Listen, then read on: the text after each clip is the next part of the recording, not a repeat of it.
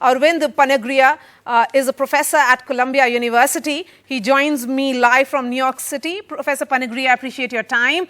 I remember your tweet yesterday where you said you can count on Prime Minister Narendra Modi to remove last obstacles and on Indian diplomats to craft a communique on which a consensus will be reached. Indian presidency would eventually be seen as a turning point in the history of G20. You can say, I told you so. Till this morning, many observers, analysts never gave India a chance. What did they miss? Number of things, Maria. First of all, Prime Minister Modi has been engaging with the rest of the world since he became Prime Minister of India. You remember how many trips he had made to the United States even in his very first year. And he went to every possible single country, So he has been building these bridges. He has really put diplomacy and foreign relations on top of his agenda. And of course, he had a fantastic team, So I've observed and actually worked with Prime Minister Modi.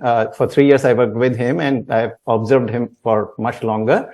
As also our India Sherpa, Amitabh Kant was the CEO of the Niti Aayog when I was heading the Niti Aayog. So I know the team, very hardworking, very focused, very persistent and very flexible also. So I think these are things that you got to know from inside, which is why I was confident that this will happen. Also I led I was India's G20 Sherpa for 3 of these communiques and therefore did the negotiation. So I know exactly what is involved in this. You have to be very good at crafting the language so that you can take care of the objections of different countries. Also, at the end of the day, it doesn't serve any country's purpose to come out of this kind of thing without any kind of document. What is most remarkable, of course, for this particular one is that it is extremely wide-ranging, and yet there are no footnotes, nothing, no separate chairs statement. The communique actually got signed off. So 37 pages of full consensus.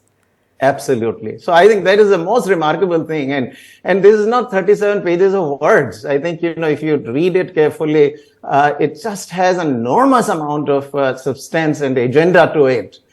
So India has made its mark. You can see in almost every paragraph, the global South being represented. And that was really what the Prime Minister actually had stood for. Okay. So it all shows up in the communique. His own personal initiatives also, things like Life Initiative, the Biofuel Alliance, you name it. There's so many of the Prime Minister's own personal initiatives that have been reflected in the communique. So